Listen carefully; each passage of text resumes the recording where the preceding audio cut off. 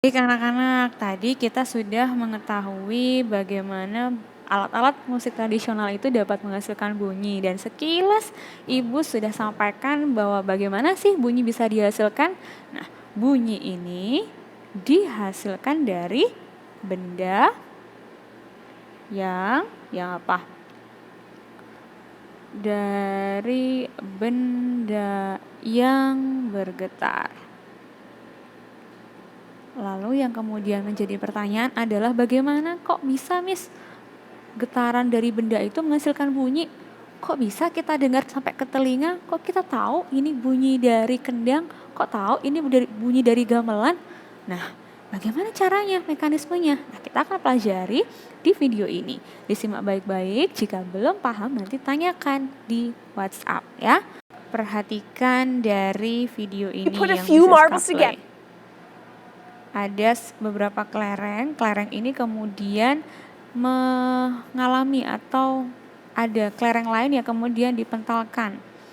Nah, kelereng-kelereng yang dipentalkan tadi maka akan membuat kelereng-kelereng yang lain menjadi ikut bergerak juga, ya kan ya? Nah, tadi diulangin. Ini yang awalnya satu saja kemudian yang lain ikut bergetar. Nah, ini yang terjadi ketika sebuah benda mengalami getaran.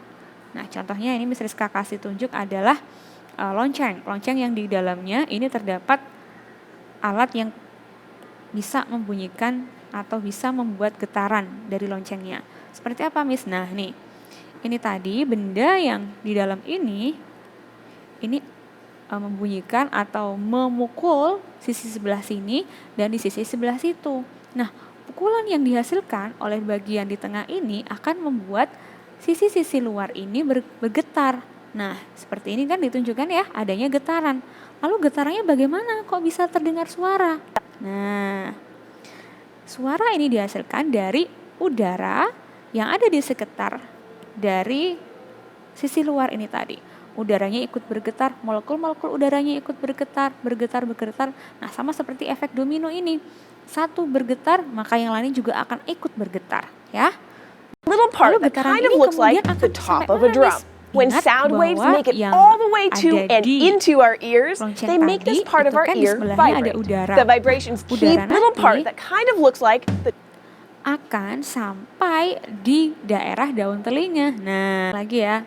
Dari sini nih. Udaranya yang tadi dari luar, dari sisi luar, maka akan masuk ditangkap oleh daun telinga sehingga di bagian dalam telinga kita kan juga masih ada udara nih. Nah, udaranya juga ikut bergetar sampai ditangkap pada sebuah alat yang disebut dengan gendang telinga. Nah, alat ini yang kemudian akan menangkap getaran yang tadi dan diteruskan sampai ke otak. Nah, seperti ini nih bentuknya. Iya, dilanjutkan di bagian organ-organ dalam telinga sampai nanti dilanjutkan atau diteruskan sampai ke otak ya. Jadi kesimpulannya bahwa bunyi diperoleh dari ada sebuah benda. Benda ini kemudian bergetar. Nah, tergantung bendanya. Biasanya benda itu kan dari benda yang padat ya atau solid. Solid itu padat.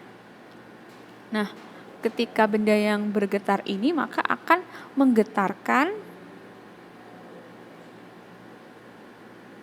molekul-molekul yang ada di sekitarnya.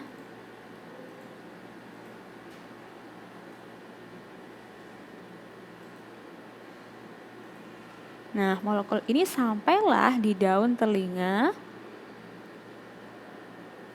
ditangkap di telinga, oleh di telinga nanti akan diteruskan ke otak ya. Seperti ini mekanisme dari bunyi itu dapat didengar dan bunyi itu dapat dihasilkan. Mana Miss kok benda yang bergetar tadi bisa menghasilkan bunyi? Di awal tadi Miss Rizka sampaikan bahwa dengan adanya getaran, maka getaran ini akan menggetarkan daerah-daerah yang di sampingnya atau molekul-molekul yang ada di sekitar dari benda yang bergetar tadi. Seperti ini ya bentuknya ya. Nah, ini adalah molekul-molekul yang ada di sekitar yang kemudian di sekitar ini gongnya tadi dibunyikan. Nah, gong ini akan menggetarkan kolom udara atau daerah molekul-molekul udara yang ada di sekitar gamelan tadi sehingga akan bergetar. Nah, getaran ini kemudian akan diteruskan atau dilanjutkan ke daerah yang lain atau molekul yang lain. Sehingga pada akhirnya akan muncul gelombang bunyi yang nanti akan didengar oleh suara kita. Be any molecules to vibrate. Frequency is an important measure of sound.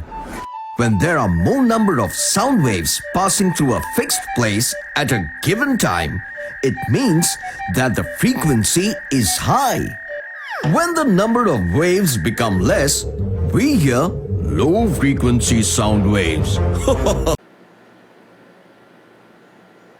Nah, kesimpulannya apa Miss dari video tadi? Masih belum paham Miss, susah. Nggak apa-apa, namanya belajar.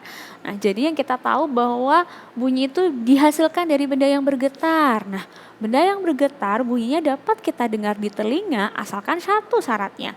Benda itu melewati satu buah medium. Nah, mediumnya ini ada 3 jenis.